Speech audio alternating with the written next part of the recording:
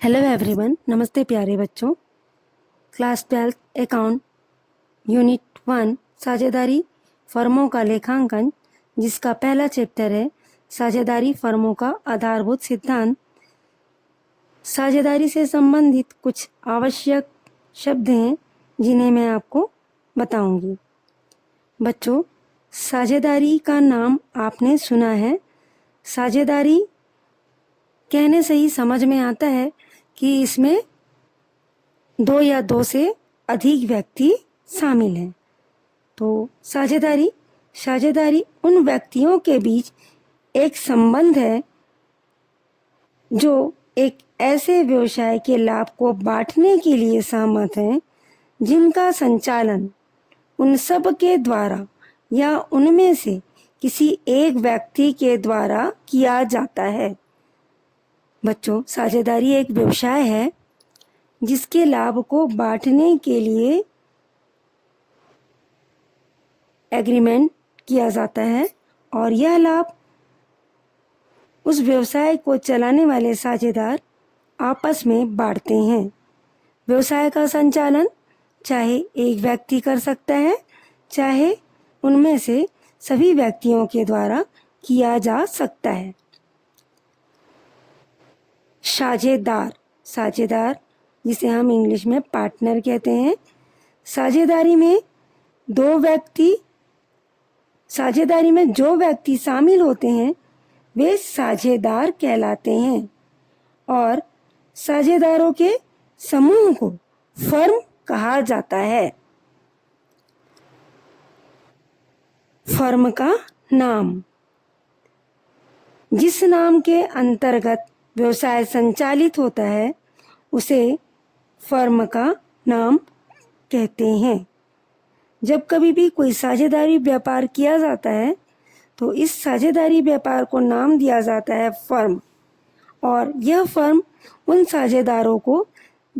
साझेदारों द्वारा दिए गए नाम से चलाया जाता है। बच्चों, साझेदारी को पढ़ने के लिए सबसे ज़रूरी चीज़ जो होता है या साझेदारी व्यवसाय को करने के लिए सबसे अनिवार्य चीज़ है साझेदारी संलेख, जिसे पार्टनरशिप डीड कहा जाता है। साझेदारों के मध्य लिखित समझौता जिसमें साझेदारी व्यवसाय के संचालन संबंधी नियमों तथा शर्तों का उल्लेख किया जाता है उसे साझेदारी संलेख कहा जाता है। साझेदारों की पूंजी, साझेदार द्वारा साझेदारी फर्म में लगाई गई पूंजी साझेदारों की पूंजी कहलाती है। यदि कोई व्यक्ति अकेले व्यापार करता है तो हमने पूंजी का परिभाषा 11th में देखा था।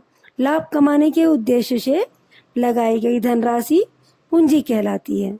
लेकिन जब व्यापार साझेदारी व्यापार होगा तो सभी साझेदारों के द्वारा लगाई गई पूंजी साझेदारों की पूंजी होगी। पूंजी खाता दो प्रकार से तैयार किया जाता है, स्थायी पूंजी खाता, परिवर्तनशील पूंजी खाता।